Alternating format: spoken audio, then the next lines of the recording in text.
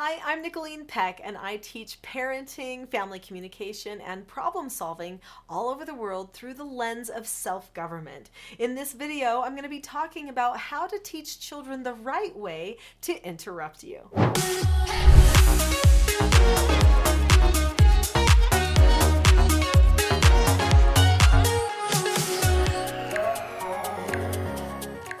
We're all super busy. There's so many things going on, and the children have needs. We've got to teach them the best way to get our attention. In this video, I'm going to be talking about interrupting, what makes a good interruption and a bad interruption, and how to prepare our children to interrupt us in a way that is appropriate. So let's talk about interruptions. Sometimes these have to occur. In fact, I remember at times that I was writing some of my books that I thought I want to always be open to interruptions. This is important because a parent sometimes is not open to interruptions. That will make every single interruption that happens bad. But not all interruptions are bad. In fact, many times somebody has a need and you are the person that needs to help them with that need. The problem usually comes in how a person is going about that interruption. So if you are in the middle of working on something or you're talking with somebody else and someone comes in the room, "Mom, so-and-so won't get me this," and they start yelling, that's definitely not a proper way to interrupt someone. It does not show respect. It's selfish. That person is not being patient and as they're trying to solicit another person's help. Now, I do know that if someone was bleeding and they came into a room crying, I would stop whatever it is and go to it. To me, that is an interruption that needs to happen. I don't care about the crying. We're going to take care of it. But oftentimes there's tattling or there's anger or people trying to make excuses why they don't want to do things. Those kinds of things are very common interruptions. Sometimes there are things that we really can't be interrupted in unless it is a real big emergency. Maybe there is a big business meeting or a presentation that we have to give at a conference, like over a Zoom thing or something like that. And if somebody comes in, that's going to throw everything off. So we definitely don't want those to happen. So there are ways that we can prepare our children to not interrupt us during those times. And if they do have to do it the very best way possible. When we're teaching our children about interruptions, let's make sure we tell them what a good interruption is and what it is not. So tattling on another person, that's an attention-seeking type of interruption. It's very selfishly motivated and would not be considered a very good interruption in our family.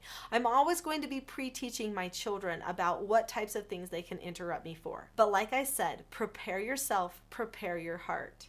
When I would get interrupted, when someone would come to me and do a proper interruption when I was writing a book, I told myself, pull away now. This is exactly the right way to interrupt you, and they need your attention, and you need to give it at this minute. So make sure you pre-teach yourself too for how you are going to handle interruptions so that it's always a positive experience and not a negative one. One of the key things that you want to do to help your children learn not to interrupt you or to do it better is to pre-teach the interruption skills. So not only do we talk about when they should interrupt and when they should not interrupt as part of our pre-teach, but we also teach them the skills that they need for that right interruption. So this is the way that I taught my children the right way to interrupt. I had them think of a time when they maybe had interrupted me in the past. And so then they would come up with something like, "Oh yeah, I interrupted you this morning. You were talking to somebody on the phone and I wanted a snack."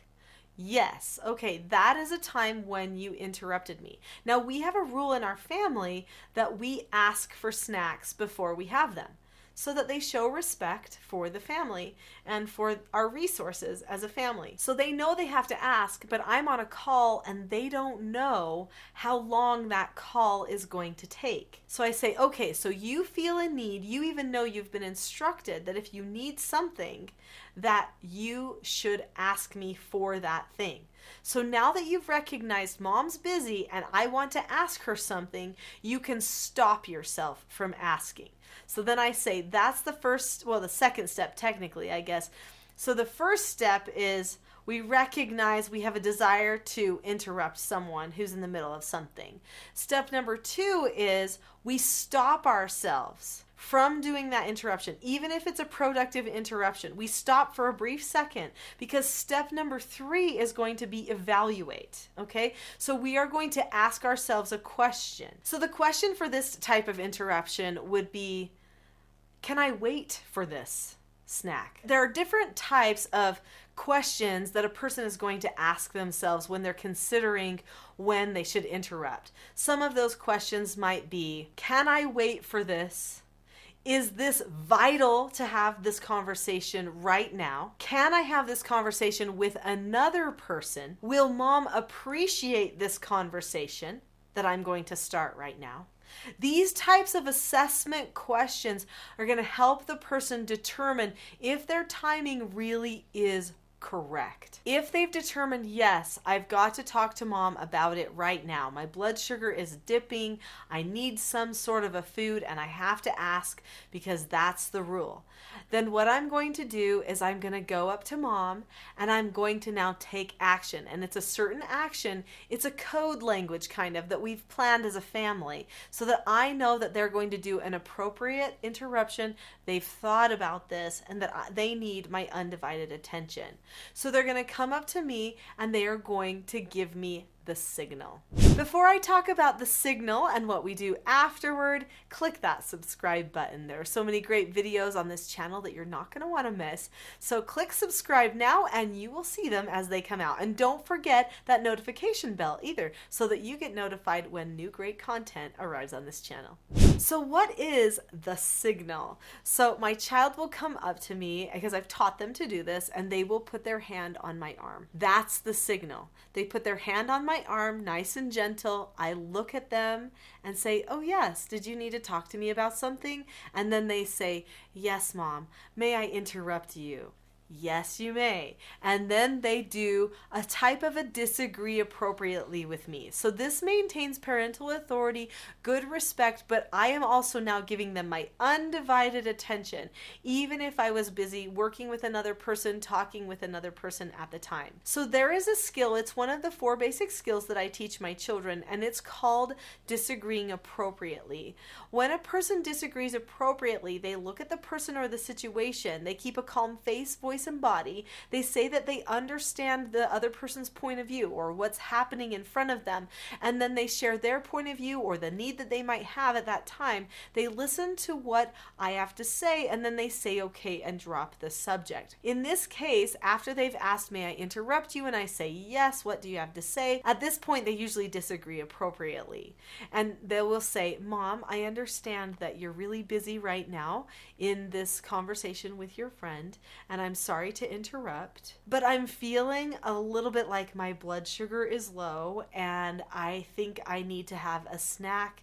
Is there some snack that you could recommend for me so that I can lift my blood sugar up? So then I will say, oh yeah, thanks for letting me know. You can have an apple. There's a bowl of them on the counter or something like that. I'm going to give them some ideas of things that they can eat for a snack. That was just one example. Obviously, they could interrupt for any number of things, but the same steps apply. They need to recognize that they want to interrupt, stop themselves from interrupting, assess the situation. So analyze, okay, what is it that I'm trying to accomplish here, and is this the right time? Then go and give the signal to the parent.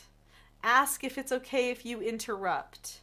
Then do a proper disagree appropriately at that time. Listen to what mom has to say okay, and then drop the subject. So you may not get your way, even if you did do all of the steps, because mom or dad may decide that it's not the time for whatever it happens to be that you're asking for. And at that point, you have to be willing to accept a no answer anyway. The skills to success really are rooted in the self-government skills that we call the 4 basic skills. Those 4 basic skills are following instructions, accepting no answers and criticism, accepting consequences, and disagreeing appropriately. I would like to invite you to learn more about those 4 basic skills in a free full-length class that I am providing here on this channel. The class is called The Not So Known Secret for Parenting Success. Click on the link to that class now, and I'll see you there.